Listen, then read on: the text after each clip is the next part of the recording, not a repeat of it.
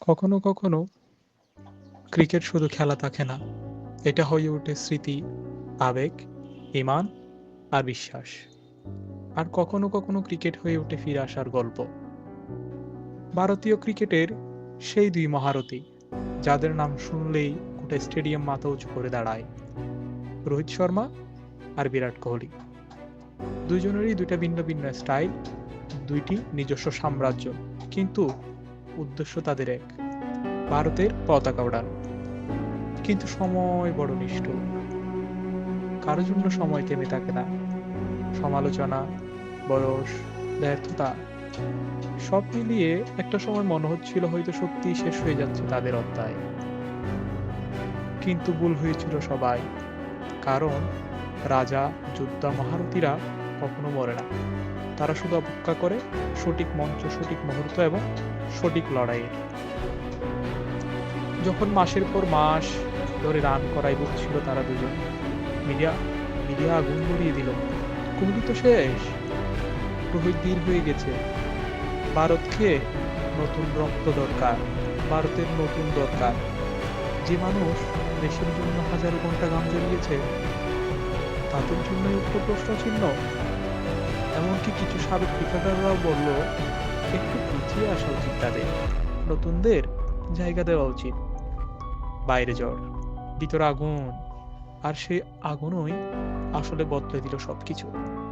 রোহিত শর্মার চোখে আবার সেই পুরনো শান্তি, যে শান্তির আড়ালে লুকিয়ে থাকে ঝড়।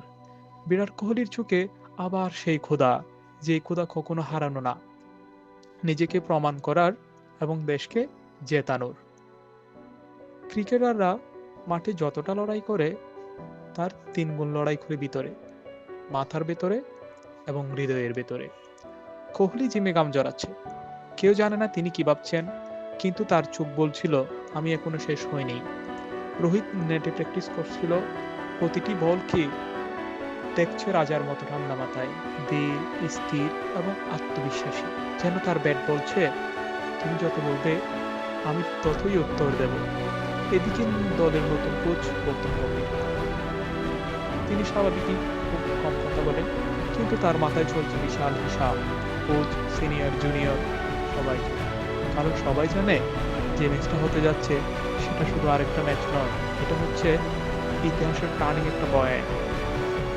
ম্যাচের দিন কি হলো তা আমরা জানি। ম্যাচের দিনের রাতে যেন প্রতিকূল আগুনে গিয়েছিল। স্টেডিয়ামের বাহিরে লাইন বাঁকা, মানুষ শুধু বলছে, আজ রোহিত কিছু দেখাবে, আজ কোহলি জ্বলে উঠবে, আজ ইতিহাস রাইট হবে। ঠিক যথাসময়ে টিম বাসেল আসলো।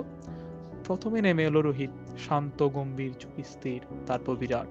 হেডফোন কানে, শরীর গরম থার, উঠে আসছে কনফিডেন্সের আগুন। সাজঘরে সবাই তৈরি, কিন্তু সবাই নজর রাখছে একজনের দিকে, গম্ভীর, তার নীরবতা যেন ঝড়ের আগে অদ্ভুত এক শান্তি।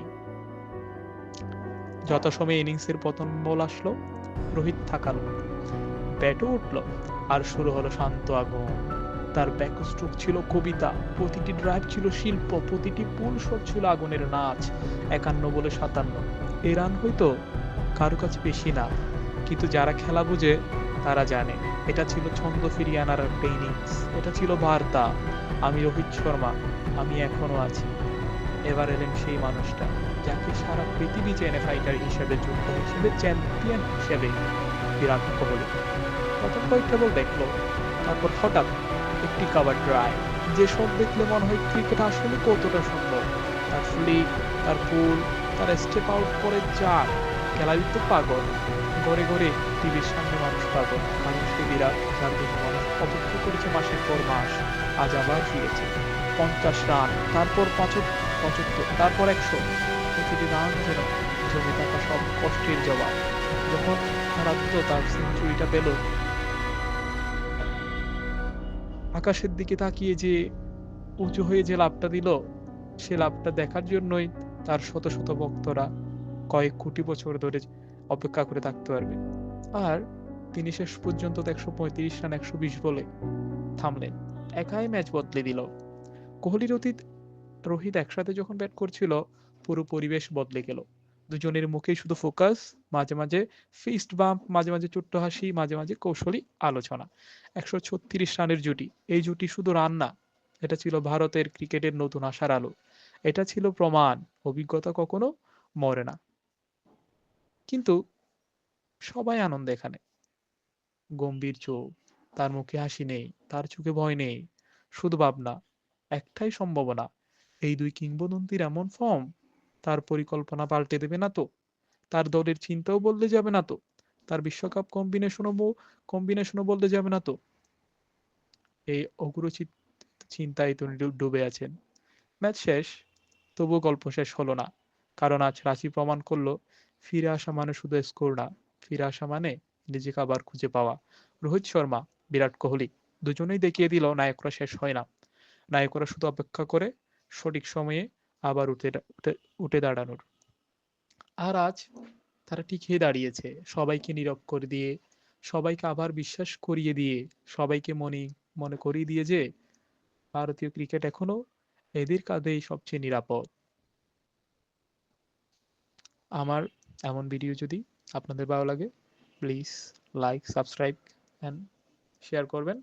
আর আপনারা কোন কোন রিলেটেড ক্রিকেটীয় কোন কোন বিষয়ে যদি কোনো কন্টেন্ট পেতে চান আমার ভয়েসে, প্লিজ কমেন্ট বক্সে জানাবেন। Thank you so much for everyone.